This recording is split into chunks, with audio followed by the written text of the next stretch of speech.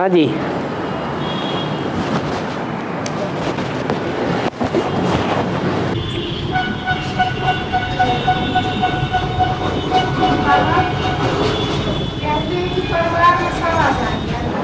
हाँ कहते हैं। कौन कहते हैं? बाबा कहते हैं कि जो एडवांस में चल रहे हैं उनके परिवार के कुटुंबी सब ज्ञान में चलेंगे। जब ज्ञान में चलेंगे बाप के बच्चे बनेंगे तो 9 दिन की ज्ञान गर्भ की भट्टी में भी रहना पड़े। ऐसा कोई बच्चा होता है? ऐसी कोई आत्मा होती है जो पुराना शरीर छोड़ने के बाद नए माँ बाप के घर में जाकर जन्म न ले, और जन्म लेने से पहले गर्भ में पालन न ले, गर्भ में 9 महीने पालना भी लेनी पड़ती है। उन 9 महीनों में बाहर की दुनिया से कनेक्शन कट हो जाता है, अंदर ही खाना पीना सब कुछ चलता है। वो है हद की बात, और ये है बेहद की 9 दिन की भट्टी। ज्ञान गर्भ महल है।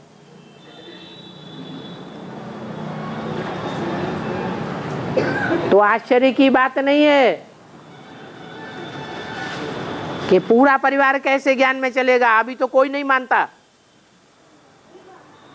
बल नहीं मानते,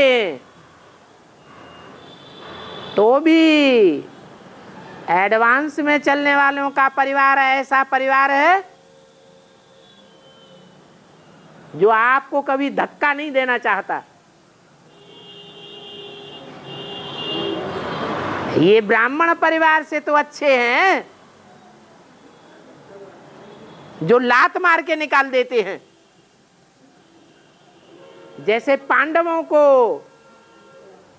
कौरवों ने लात मार के निकाल दिया, तो कौन सा परिवार अच्छा है? हैं?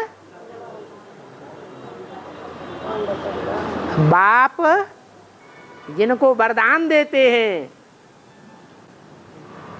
कि पूर्व जन्म के कर्मों के मुवाफिक अंतिम जन्म में तुमको ये जो लौकिक परिवार मिला है इसकी भी विशेषता है। जब सारी दुनिया में आवाज निकलेगी बाप आ गया, अखबारों में निकलेगा, रेडियो चिल्लाएंगे, टीवी चिल्लाएगा, इंटरनेट में आवाज निकलेगी, तो आपके परिवार वालों के कान में नहीं पड़ेगी क्या? तो वो पहले निकलेंगे या तुम्हारा जो विरोध करते हैं, मुंह भी नहीं देखना चाहते, बात भी नहीं करना चाहते, वो पहले निकलेंगे? है? परिवार वाले निकलेंगे। इसलिए श्रद्धा रखनी चाहिए बाबा के महावाक्यों पर। विश्वासम फलदायकम। हाँ, अंत में निकलेंगे तो गहराई से ज्ञान नहीं उठा सकेंगे।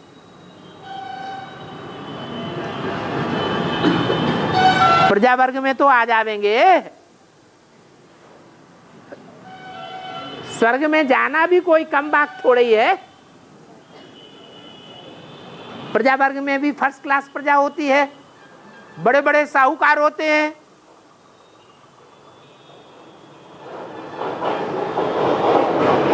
राज परिवार के नजदीक बैठते हैं।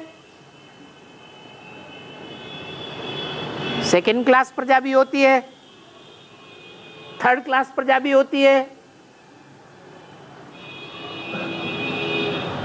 स्वर्ग के आदि काल में 16 कला संपूर्ण, संपूर्ण हिंसक, मर्यादा पुरुषोत्तम देवता बनना कोई कम बात है क्या?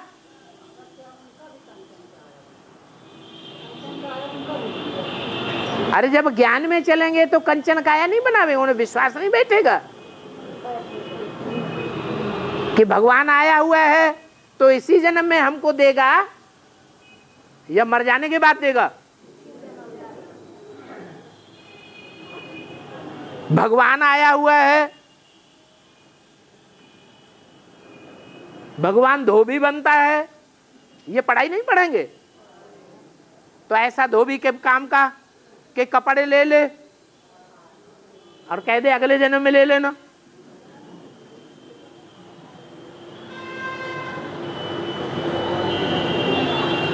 और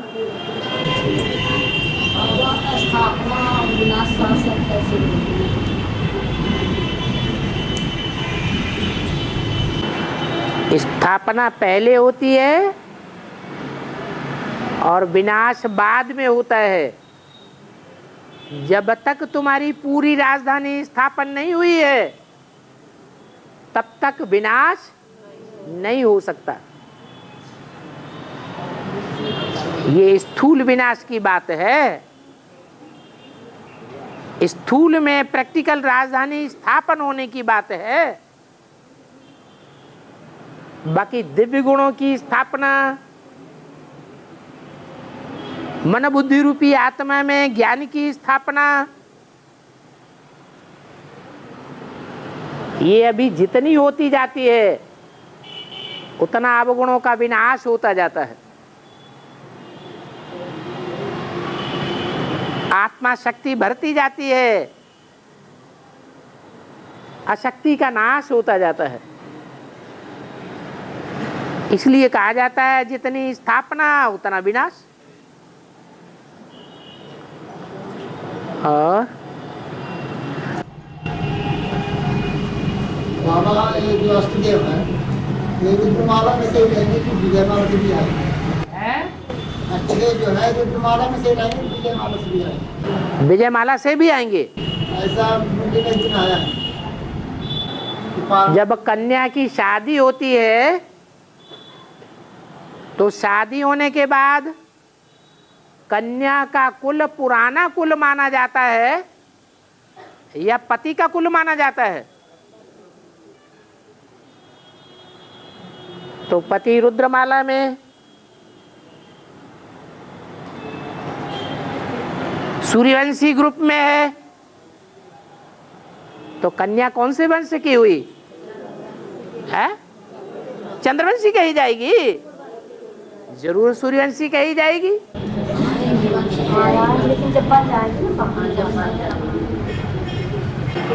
इसलिए बोला है कि पहली पहली जो अष्टदेवों की माला है उसमें 4 सूर्यवंशी और 4 चंद्रवंशी, बीच में है बाप।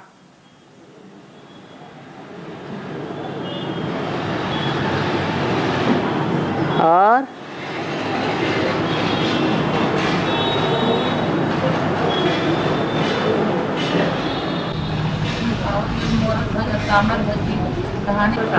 बोई बातें बार बार पूछते, मुरली सुनते ही नहीं। रोज मुरली सुनेंगे तो कोई पॉइंट मिस नहीं होगा। मोर का ध्वज,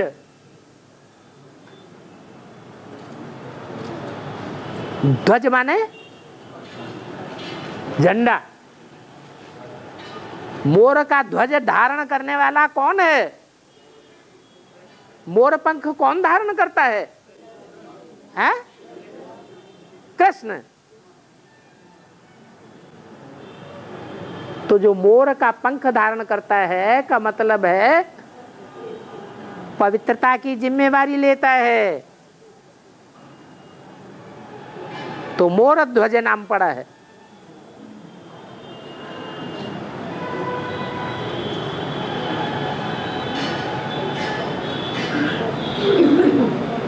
ताम्रध्वज।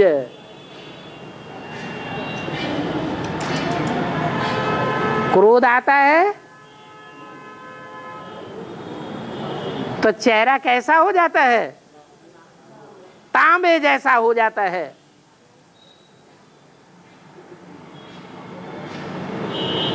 वो कौन आत्मा है जो अंत में सबसे जास्ती क्रोध में आवेगी? उससे जास्ती क्रोध और किसी का है ही नहीं। शंकर मुरली में भी बोला है, बहुत तंग करेंगे तो विनाश करा दूंगा।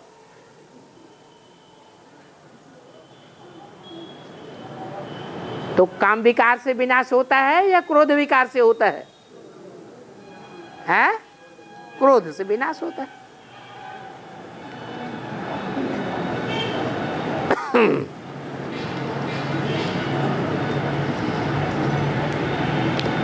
और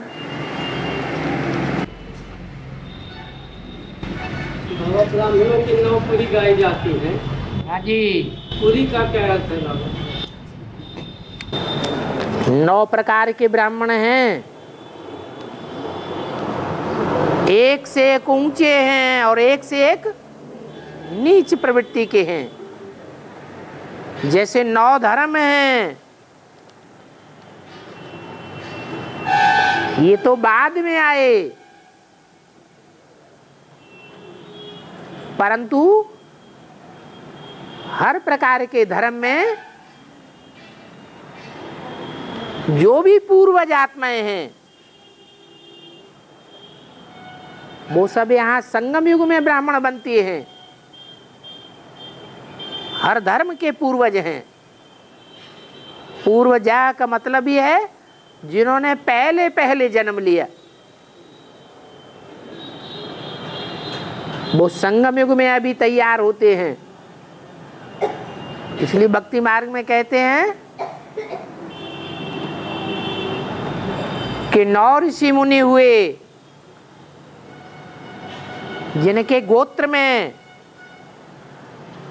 9 प्रकार के ब्राह्मणों की पैदाइश होती है।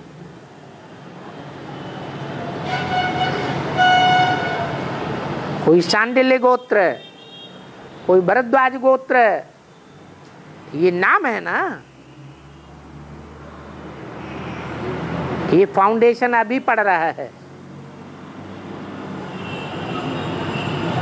जो 9 कुरियों के रूप में गाया जाता है।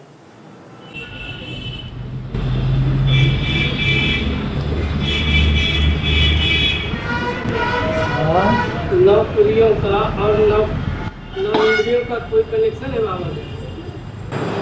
श्रेष्ठ इंद्रियां भी हैं, भ्रष्ट इंद्रियां भी हैं, पावरफुल धर्म भी है। ज्ञानेंद्रियों को श्रेष्ठ कहा जाता है, कर्मेंद्रियों को भ्रष्ट कहा जाता है।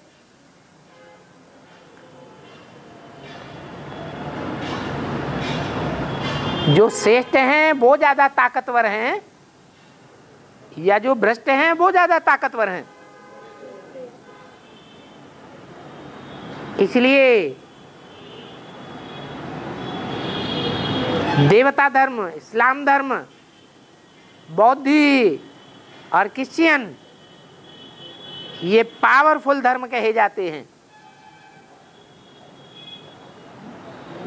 एक के बाद एक नंबरवार। फिर उनसे जो टारटारियां निकलती हैं, जैसे इस्लाम धर्म से मुस्लिम धर्म, तो उसे इस्लाम के मुकाबले पावरफुल कहेंगे या कमजोर कहेंगे? हैं? कमजोर कहेंगे। ऐसे ही ये ज्ञानेंद्रिय हैं,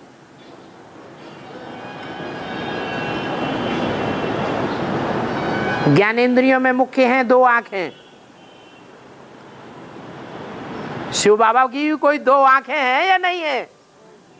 कौन है? राम और कृष्ण 2 आंखें हैं। तो बहुत पावरफुल ज्ञान इंद्रियां हैं ना।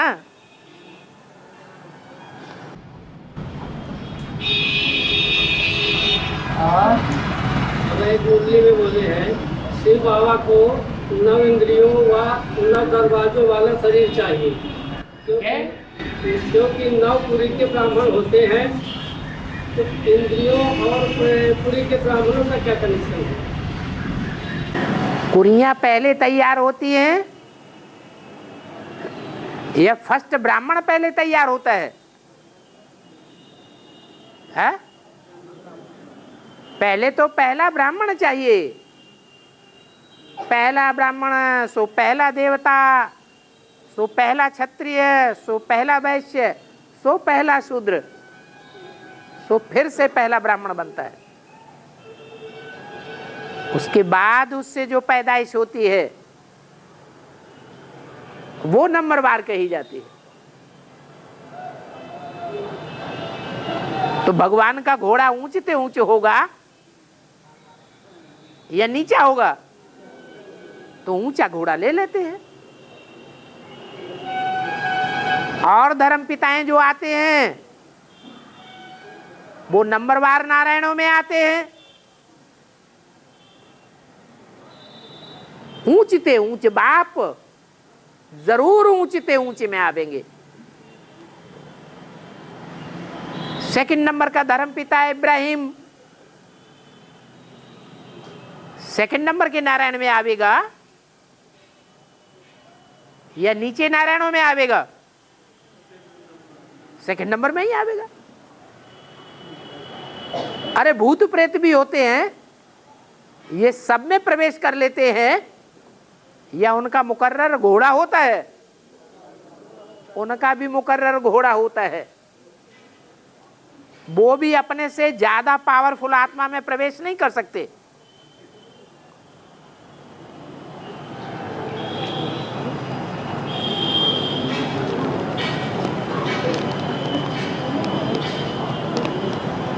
बाकी 9 इंद्रियां तो सभी को होती है।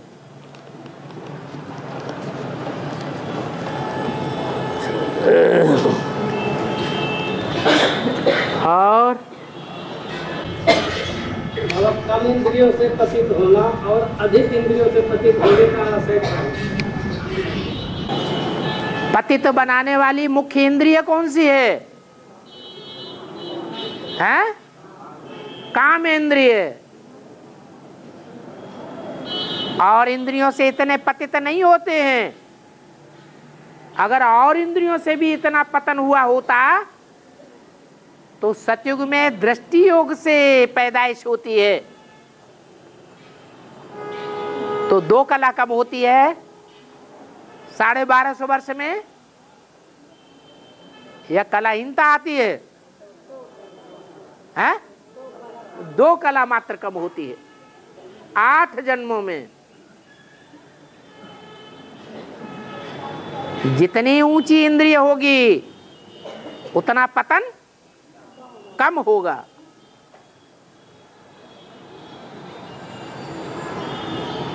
और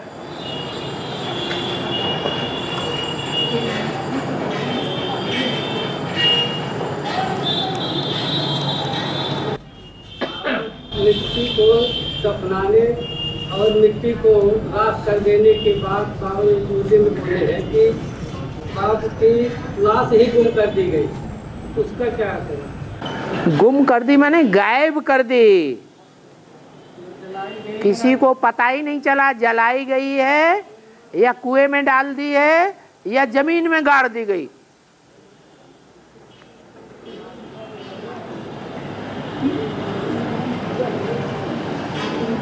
वो तो सबका बाप है?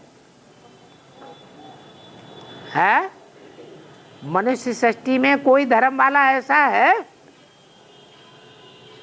जो कहे कि एडम सारी मनुष्य सृष्टि का बाप नहीं है, हमारा बाप नहीं है? वो तो सबका बाप है। सबका बाप है तो जरूर हर परिवार में जावेगा या एक ही परिवार में बैठ जावेगा? सब परिवार का चक्कर लगाएगा। फिर वहां जहां जैसी रस्म होगी वैसी रस्म अपनावेगा।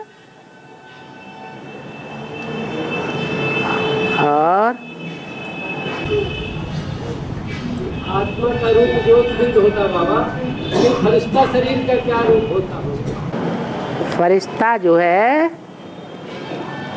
उसको कहा जाता है जिसका फर्श की दुनिया वालों से मानसिक रिश्ता नहीं रहता है, मन का बुद्धि का अटैचमेंट देह के संबंधियों में नहीं जाता है। बाकी ऐसे नहीं है कि फरिश्ता आत्मा नहीं होती है, आत्मा तो है लेकिन श्रेष्ठ किस्म की आत्मा है, दुख देने वाली आत्मा नहीं है। जिनका देह से कनेक्शन होता है, देह के संबंधी याद आते रहते हैं, वो भूत प्रेत आत्माओं को फरिश्ता नहीं कहेंगे, क्योंकि उनको याद आता है इसने हमको मार डाला, इसने हमारे साथ दुश्मनी की। तो देह याद आता है या नहीं याद आता है? याद आती है। वो भूत प्रेत आत्माएं हैं, दुखी होकर मरती हैं, क्योंकि पूर्व जन्म में कोई को दुखी होकर के मारा है। दुख देंगे तो दुखी होके मरेंगे, और सुख देंगे तो सुखपूर्वक शरीर छोड़ेंगे, फरिश्ताई शरीर मिलेगा। सूक्ष्म शरीर तो दोनों को होता है, एविल सोल को भी होता है।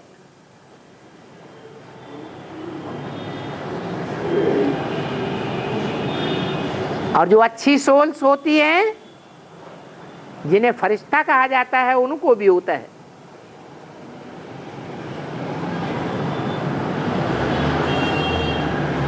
फरिश्ता बने बगैर देवता नहीं बन सकते। फरिश्ते उड़ते रहते हैं।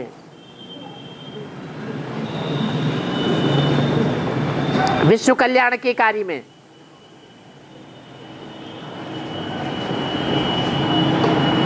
और सूक्ष्म शरीर कहा जाता है बाबा, तो उसका रूप भी कोई होता है क्या? जैसे पहले सिनेमा होता था,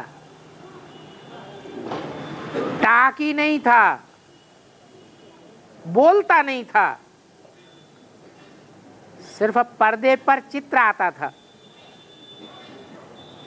तो सब पर्दे पर पड़े हुए चित्र को कोई पकड़ना चाहे तो पकड़ सकता है क्या? नहीं। तो ये भी लाइट का आकार होता है, उसे सूक्ष्म शरीर कहा जाता है। वो फरिश्तों को भी होता है तो इविल सोल्स को भी होता है। शरीर को आत्मा चलाती है, लेकिन जब वो मन बुद्धि से कहीं और चली जाती है, उस समय उसके शरीर को कौन चलाता रहता है? सूक्ष्म शरीर।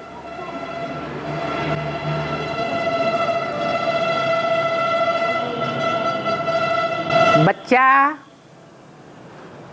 जिसे शिशु कहा जाता है, गोद में पलता है, पालना में पलता है,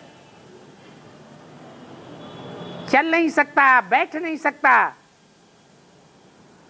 वो बच्चा कभी हंसता है, कभी अपने आप रोता है।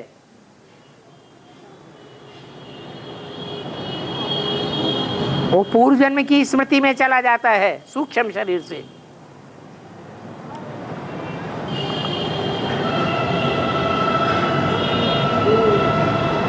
तो मन बुद्धि सूक्ष्म शरीर वालों में भी होती है। मन स्वयं एक 11वीं इंद्रिय है।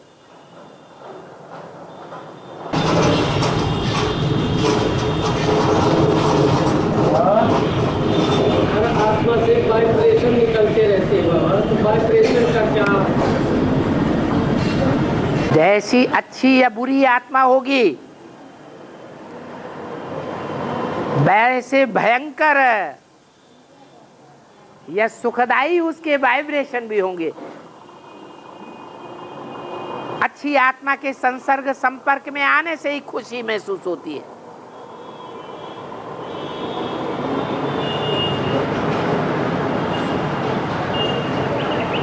और जो अच्छे नहीं होते हैं, जन्म जन्मांतर के दुष्ट कर्म करने वाले होते हैं, उनके संसर्ग संपर्क में आने से ही आत्मा दुख का अनुभव करती है।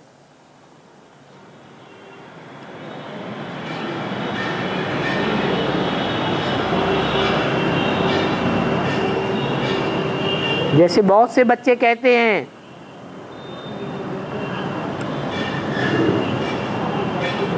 बाबा का फोन आता है तो हमें दुनिया भूल जाती है। ये दुखदाई दुनिया क्यों भूल जाती है?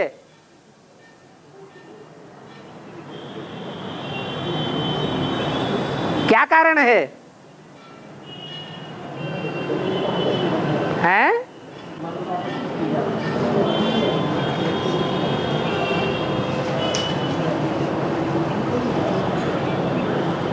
क्योंकि भावना के आधार पर जिन बच्चों ने पहचाना है विश्वासम फलदायकम,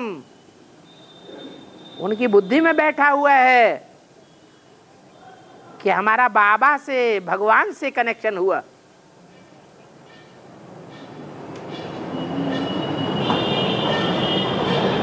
तो उनको खुशी का अनुभव होता है। खुशी में इतने ओत प्रोत हो जाते हैं कि बाप को याद करते ही बाप के घर का अनुभव करते हैं। जैसे बाप के घर में कोई संकल्प नहीं,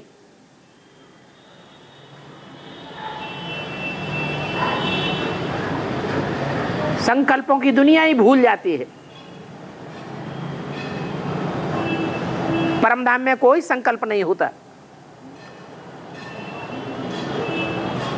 वो परमधाम तो ऊपर है, लेकिन शिव बाप जिस शरीर में प्रवेश करते हैं वो भी परमधाम है।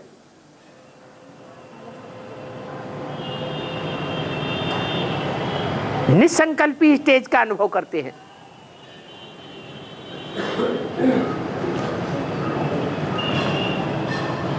तो ये वाइब्रेशन का कमाल है। सत्य संग और दुष्ट संग गाया हुआ है।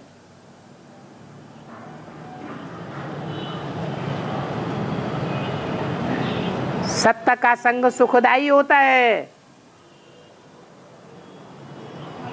दुनिया में सब एक जैसे सच्चे हैं, सत्य हैं या नंबरवार सत्य हैं।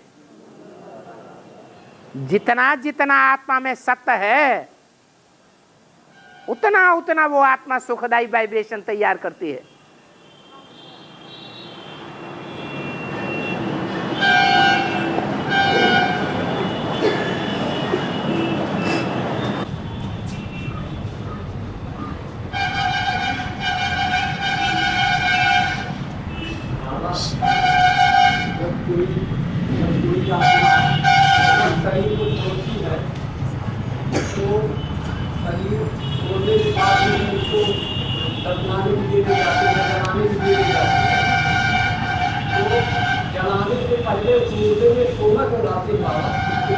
क्या डालते? सोना।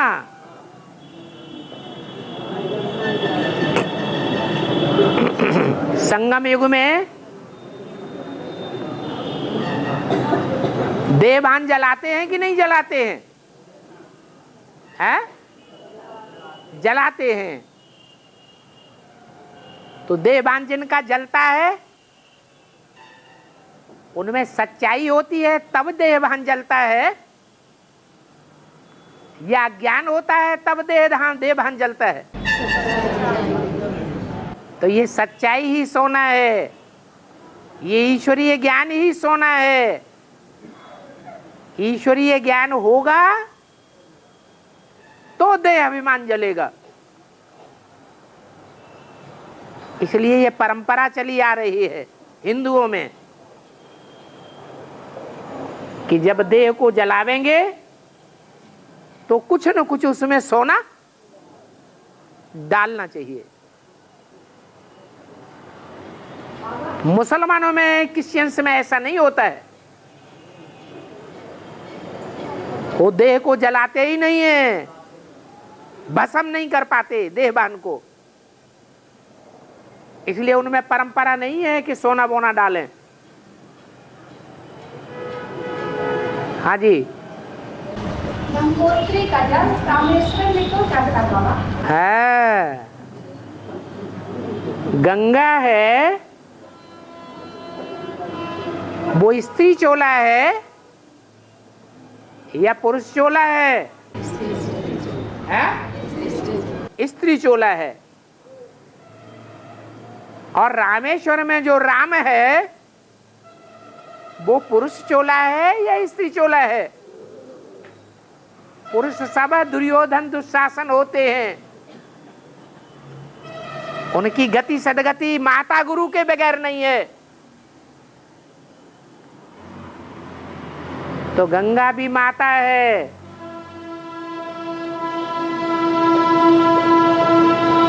उसका ज्ञान जल उस गंगा मैया के मुख से निकला हुआ ज्ञान जल पावन बनावेगा या मनुष्य पुरुषों के मुख से निकला हुआ जल पावन बनाता है? हैं? भगवान तो आता है पुरुष तन में, परंतु जिस पुरुष तन में परमात्मा बाप आते हैं वो पुरुष तन कन्याओं माताओं का आधार लिए बगैर षष्ठी को पावन बनाने के निमित्त बन पाता है? नहीं बन पाता। पुरुषों में मुख्य पुरुष है रामबली आत्मा। इसलिए गंगा जल भर करके कहाँ ले जाना पड़े? रामेश्वर में ले जाते हैं भक्ति मार्ग में।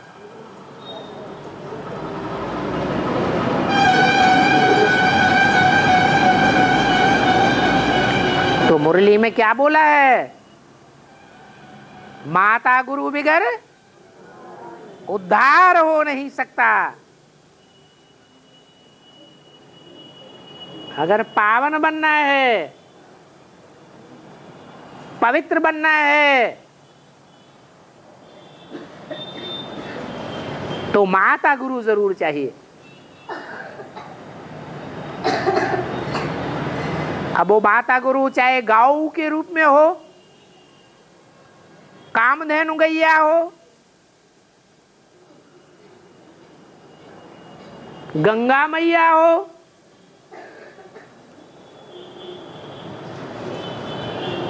चाहे आखरीन ऊंचते ऊंचे पद ग्रहण करने वाली नारी से क्या बनने वाली? लक्ष्मी बनने वाली हो।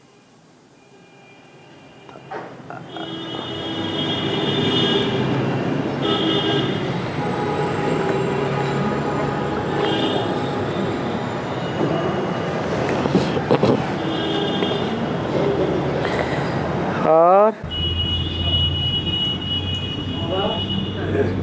पहले इनके मुख से ये शब्द निकला कि मैं एक आत्मा हूँ।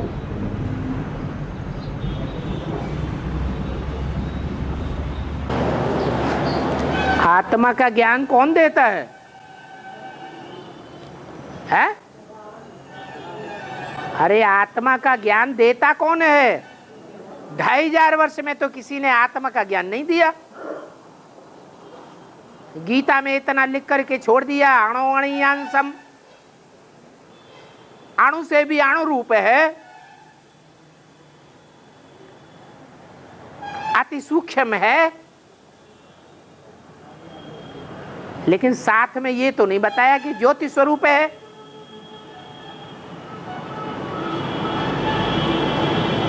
वो आत्मा क्या करती है, कैसे चक्र में आती है, वो सारा ज्ञान तो मनुष्य आत्माएं नहीं दे सकी। कौन देता है? हैं? एक शिव बाबा ही है। शिव बाबा है या शिव बाप है? शिव बाप तो बिंदी है, वो कैसे बतावेगा? शिव बाबा है, साकार में प्रवेश करके निराकार ही बताता है। हम भी आत्मा हैं और तुम भी आत्मा हो।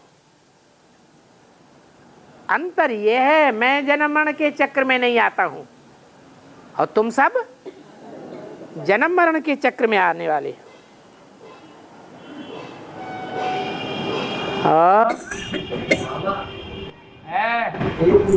बोले हैं कि अहंकार को सभी से ज्यादा सर्विस करनी है। ठीक है,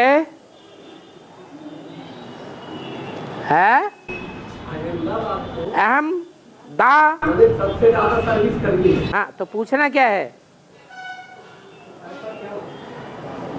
अहम दा बाद, जिसने बाद में अपना अहंकार दे दिया। पहले सबको क्या किया? पहले सबको झुका लिया और बाद में अपना अहंकार सबको अर्पण कर दिया। उसका नाम पड़ा है अहमदाबाद। वो कौन है? गीता में भी बोला है, मैं वृक्षों में ये हूं, मैं सर्पों में ये हूं, मैं मनुष्यों में ये हूं, मैं देवताओं में ये हूं। श्रेष्ठ बताया या नीच बताया? तो ज्ञान के आधार पर सबको नीचा साबित कर दिया या नहीं कर दिया? कर दिया। तो भगवान से ज्यादा अहंकारी कोई होगा? है? भगवान अहंकारी नहीं है, परंतु जिसमें प्रवेश करता है वो सबसे बड़ा देह अहंकारी है। सबको झुका के फिर झुक जाता है।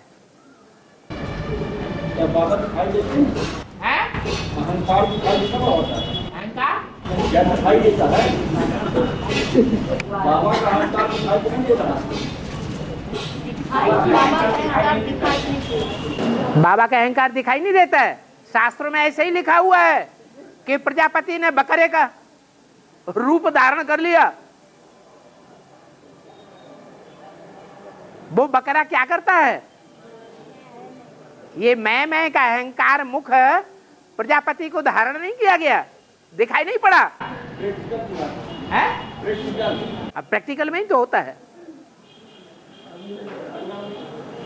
जो मैं करता है वो कौन है? ये प्रैक्टिकल नहीं है। मैं ही सब कुछ हूं। फिर दुनिया वालों ने उसको फॉलो किया। वो दुनिया वाले भी कहने लगे शिवो हम, आत्मा सो परमात्मा। तो बाप को सारी दुनिया ने फॉलो कर लिया।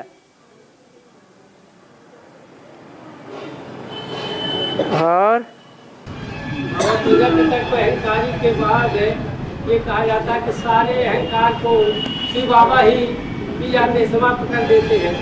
तो उन्हीं के द्वारा, शरीर के द्वारा वो पाठ बजाते हैं। तो ये बात समझ में नहीं आ रही। ये बात नहीं समझ में आ रही। वही समाप्त करे वही अहंकारी। कोई झुक जाता है तब समाप्त करते हैं कि झुकने से पहले समाप्त कर देते हैं? कब करते हैं समाप्त? रावण ने अहंकार दिखाने के लिए कैलाश पर्वत को हिलाई दिया, उठाई दिया, तो उसका अहंकार समाप्त हुआ या चढ़ गया आकाश में? फिर जब पत्थरों के नीचे गिर गया, दब गया, हाय हाय चिल्लाने लगा, निकालो, बचाओ, तो अहंकार चूर चूर हुआ या नहीं हुआ?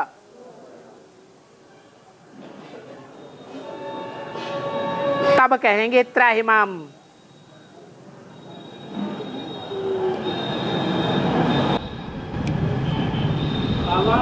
मुसलमानों के मुहर्रम में जब ताजिया निकलती है तो सवारी निकलती है, सवारी निकलती है। क्या करते हैं? सवारी बोलते हैं। हाँ। तो उस सवारी में कौन सी आत्मा आती है? इतना तेज तर्राट आज भी पार्ट बजाती है। क्या पार्ट बजाती है? तेज तर्राट जो सवारी निकलती है मुहर्रम की ताजिया जब निकलती है, हाँ।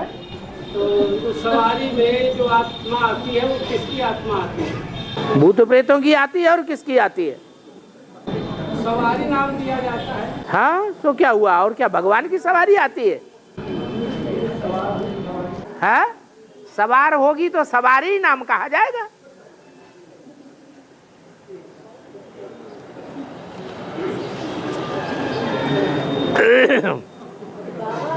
हाँ, इनके मंदिर में जाओ तो भक्तों को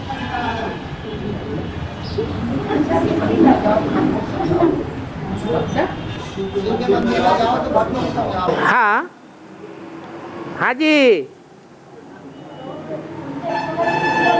शिव के मंदिर में सब ज्ञानी है कि भगत भी होते हैं। बुढ़ी बुढ़ी माताएं होती हैं जिनकी बुद्धि में ज्ञान नहीं बैठता है, उनको भगत कहेंगे या ज्ञानी कहेंगे? बोलते हैं कि जगह जगह भक्ति जगह का ही विरोध से क्या हो गया हमको। यहाँ शिव बाबा के मंदिर की बात है, जगह जगह की बात नहीं।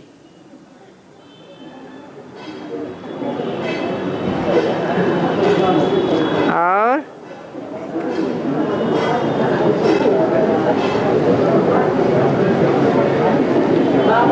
है महारानी लक्ष्मीबाई जो झांसी की रानी है, तो रामबाली आत्मा का पाठ है।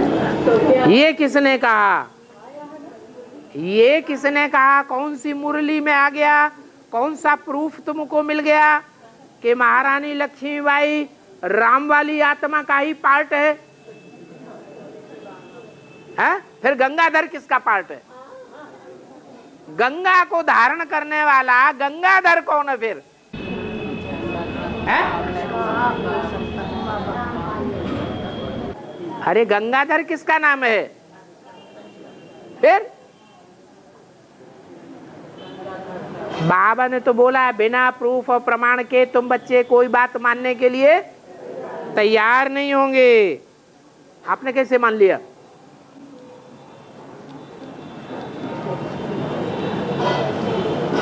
और महारानी लक्ष्मीबाई तो अपने पति की भी बात को टाल देती थी, नहीं मानती थी।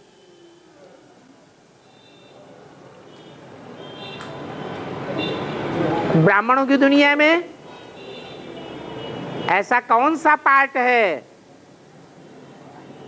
जो गंगाधर की बात को भी टाल देता है?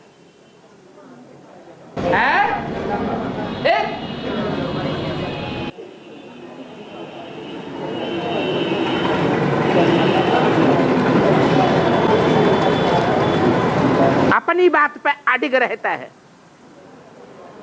उसे कहते हैं हठ योगी।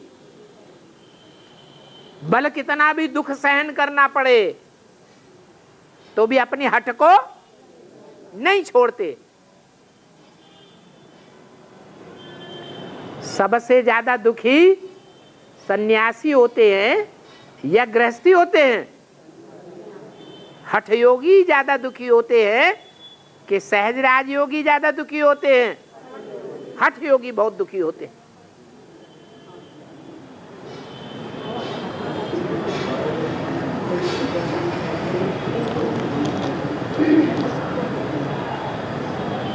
और बाबा उज्जैन में जब महाकाल मंदिर में वो ये साल की चढ़ाई करते हैं, हैं? जलाकर मतलब जलाते हैं। है।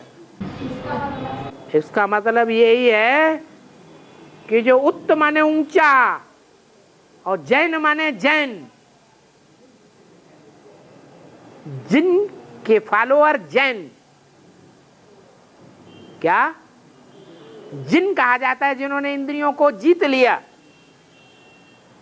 ऐसे इंद्रियों को जीतने वाले के जहां फॉलोअर्स बहुत हैं, ऐसे उज्जैन में क्या पुरुषार्थ कराया जाता है? देवान को भस्म करने का पुरुषार्थ कराया जाता है। क्या चाहिए उनको? राख चाहिए, देह नहीं चाहिए। क्या चाहिए? देवभान की राख चाहिए। कहाँ की यादगार है? संगम युग की यादगार है। संगम युग में ऊंचे ते ऊंच पार्ट है महादेव शंकर का। वो कैसा पुरुषार्थ चाहते हैं बच्चों से? देवान को राख बना दो, जला भी नहीं दो, काली काली लकड़ियां हड्डियां रह जाएं, राख बना दो। अगर थोड़ा भी देहभान रह गया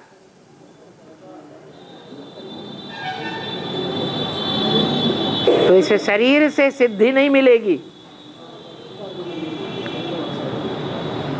जीते जी स्वर्ग में नहीं जावेंगे,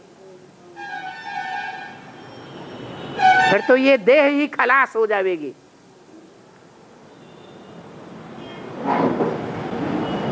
शरीर रहते पावन नहीं बनेंगे। है? शरीर रहते पावन नहीं बनेंगे। शरीर से पावन नहीं बनेंगे। मुरली में तो बोला है तुम्हारी आत्मा और शरीर रूपी नैया दोनों का खेवैया बाप है। ये शरीर रूपी नैया भी विषय वैतरणी नदी कहो, विषय सागर कहो, इससे पार जाएगी या बीच में ही भंवर में खत्म हो जाएगी? पार जाएगी। ऐसा ऊंचे लक्ष्य रखना है। तो ये हुआ उज्जैन। वो उज्जैन तो भक्ति मार्ग का है और ये उज्जैन ज्ञान मार्ग का है।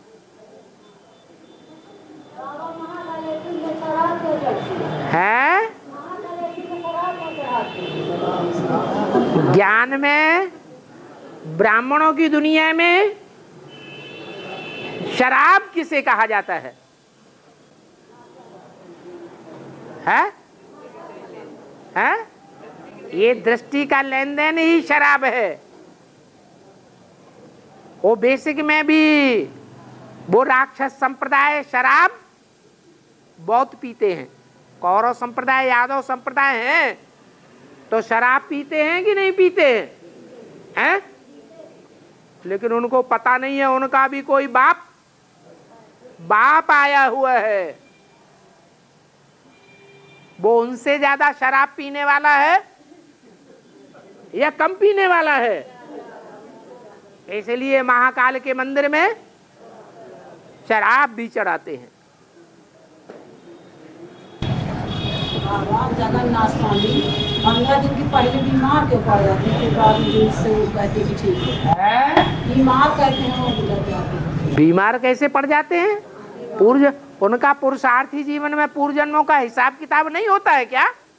तू जिससे ठीक हो जाए। है? तू जिससे ठीक हो जाए। हाँ, बीमार तो पड़ते हैं, लेकिन सुबह का भूला शाम को घर आ जाए तो भूला हुआ थोड़ा ही कहा जाता है। तो दूज को ठीक हो जाते हैं। और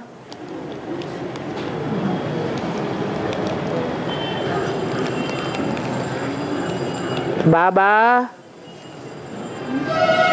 बच्चों का मुंडन संस्कार क्यों कराते हैं?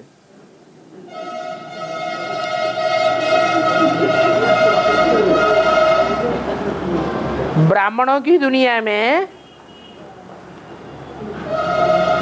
बच्चे जन्म लेते हैं या नहीं लेते हैं? लेते हैं। तो जन्म लेने के बाद वो बच्चा बुद्धि है या पक्की ज्ञानी तू आत्मा बन जाते हैं? बच्चा बुद्धि है। तो जो बच्चा बुद्धि होते हैं वो बच्चा बुद्धि महात्मा कहे जाते हैं या नहीं कहे जाते हैं? महात्मा कहे जाते हैं।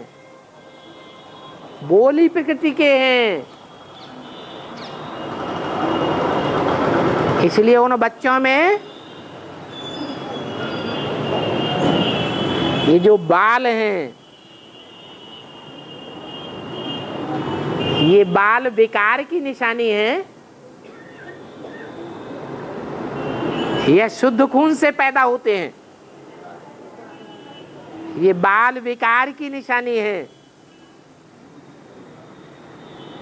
उनके विकारों का मुंडन कराया जाता है।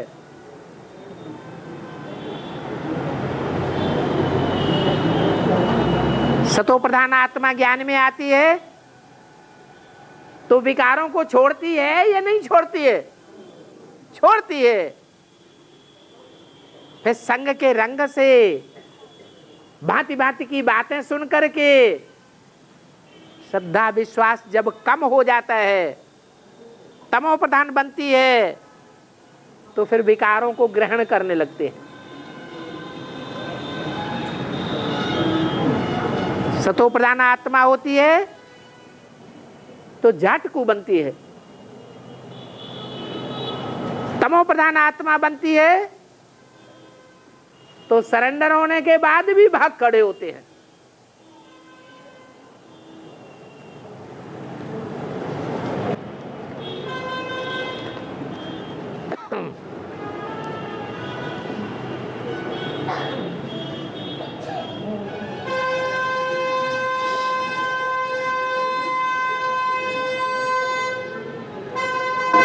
नौ नारायण हैं। पहले लक्ष्मी नारायण जो नर से नारायण बनते हैं, और बाद वाले 8 लक्ष्मी नारायण हैं जो प्रिंस बनते हैं, नर से नारायण नहीं बनते हैं। उन 8 की भी लक्ष्मी नारायण से गद्दी चलती है नाम से, किंतु उनके नाम का उतना गायन नहीं है। अरे उतना तो क्या, कितना भी गायन नहीं है शास्त्रों में। 8 लक्ष्मी नारायण का कहीं शास्त्रों में नाम सुना? ये तो बाबा ने बताया है कि 8 लक्ष्मी नारायण सतयुग में होते हैं, परंतु उनकी तो हिस्ट्री शास्त्रों में है ही नहीं।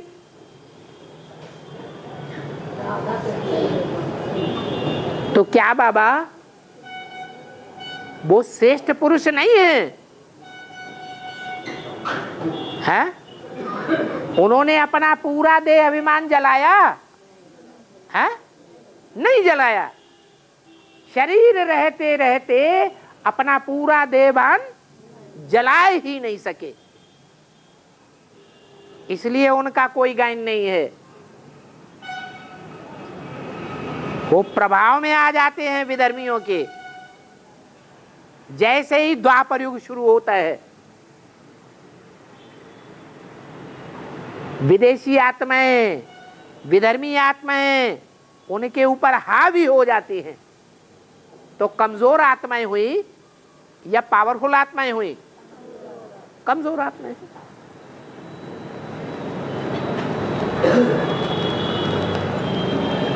दुनिया पावरफुल को मानती है या कमजोर को मानती है? पावरफुल को मानती है।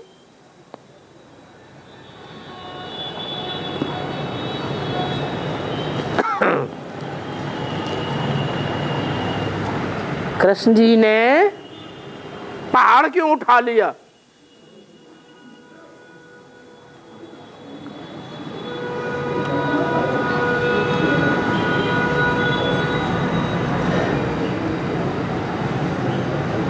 लेकिन जो पहाड़ उठाया उसका नाम क्या है? गौवर्धन पहाड़।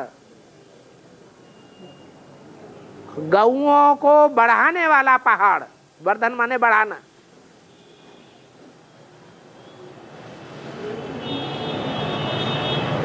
कितनी गौएं बढ़ाई? कहते हैं 16,108 गौओं का पहाड़ बना दिया। और उस पहाड़ की पालना, सारा वजन कौन सी उंगली पर उठाया? कहते हैं पांडवों की 5 उंगलियां।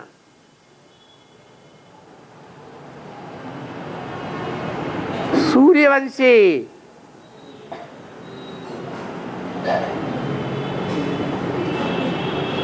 बौद्धि, सन्यासी और सिख। कौन सा रह गया? चंद्रवंशी। ये 4 धर्म, 5 धर्म भारतीय धर्म है या विदेशी धर्म है? भारतीय धर्म है। तो पांडव पक्के पक्के भारतीय थे, भगवान के फॉलोअर थे, ये विदर्भियों के फॉलोअर हुए? भगवान के फॉलोअर थे। उन 5 प्रकार के पांडवों में सबसे छोटा कौन है? सिख धर्म। तो सिख धर्म की जो स्पेशल आत्मा है, वो जब निकलती है तो एडवांस में ढेर की ढेर कन्या माताओं का झुंड निकलता है। आदि में, आदि सो अंत में भी ऐसे होता है। वो कन्या माताओं का 16,108 का झुंड सारा इकट्ठा हो जाता है और उस उंगली के ऊपर धारण किया जाता है।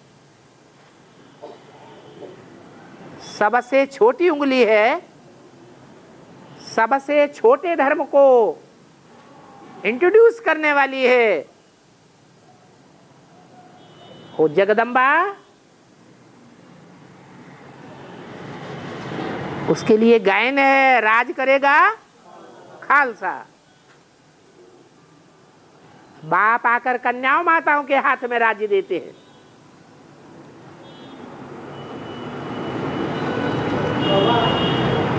तो ये पहाड़ उठाया है, किस लिए उठाया है? इसलिए उठाया कि दुनिया को पता चले कि भगवान चाहे तो कोई भी बच्चे के द्वारा बड़े से बड़ा काम करवा सकता है। कोई जरूरी नहीं अंगूठा ही हो या बड़ी उंगली हो या पहली उंगली हो, नहीं। भगवान जिस बच्चे को निमित्त बनाना चाहे उस बच्चे के द्वारा ही बड़े से बड़ा काम करवा सकता है।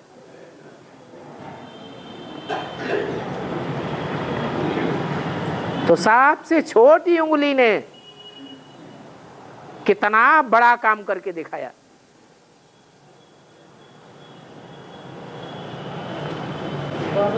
है सागर मंथन, तन मन धन। हाँ, पहले मन किसी ने आज तक अर्पण किया? इतने बैठे हुए हैं, किसी ने मन अर्पण किया? किसी ने मन अर्पण नहीं किया अभी तक। और मन कंट्रोल में आया? जब अर्पण करेंगे, भगवान को दे देंगे, तो कंट्रोल में आएगा या नहीं आएगा? फिर किसी का मन कंट्रोल में आया है? नहीं आया, तो कहाँ मन अर्पण किया? नहीं, जहां हमारा तन होगा वहां हमारा मन होगा। फिर दूसरी बार बोला, जहां हमारा धन होगा वहां हमारा मन होगा। ये मन की यही गति है कि हम अपने जीवन का कमाया हुआ धन जहां लगाएंगे, दुनियावी कारखाने में लगाएंगे। लंदन में बहुत बड़ा कारखाना खोल दिया, जिंदगी की सारी कमाई हुई संपत्ति उस कारखाने में लगा दी। भले इंडिया में रहने वाले हो तो भी बुद्धि कहाँ जाएगी? है वही लंदन में जाएगी। जहां हमारा धन होगा वहां हमारा मन होगा। ऐसे ही तन, ये तन की शक्ति, सारे जीवन की शक्ति पुरुष लोग कहां लगा देते हैं? हा? अरे तन की सारी शक्ति पुरुष लोग बहुधा कहां लगा देते हैं? हा? स्त्री चोले में लगा देते हैं। सारी शक्ति वहां स्वाहा कर देते हैं। ले तू ही ले ले।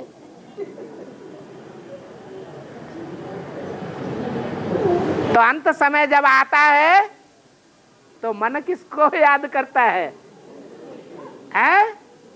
अंत मते सो गति हो जाती है। गड्ढे वाली का जन्म मिल जाता है।